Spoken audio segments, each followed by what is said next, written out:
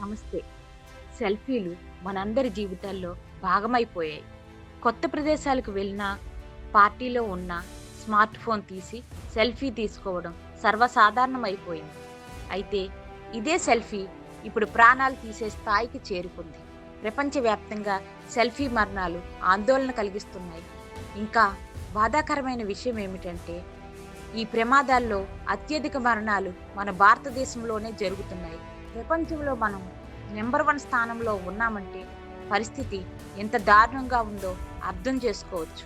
కొండలంచున, రైలు పట్టాల మీద, ఎత్తైన భవనాలపైన ఒక మంచి ఫోటో కోసం ప్రాణాలను పణంగా పెడుతున్నారు యువత. సోషల్ మీడియాలో లైకులు, షేర్లు కోసం ఈ ప్రమాదకరమైన పనులు చేస్తున్నారు. ఇది కేవలం నిర్లక్ష్యం మాత్రమే కాదు, మానసిక సమస్యలు కూడా దీనికి కారణమని నిపుణులు చెబుతున్నారు. గుర్తుంచుకోండి, సెల్ఫీలు జ్ఞాపకాలను పదిలం చేసుకోవడానికి, ప్రాణాలను పోగొట్టుకోవడానికి కాదు. ఒక్క క్షణం అప్రమత్తత మన జీవితాన్ని కాపాడుతుందని గ్రహించాలి.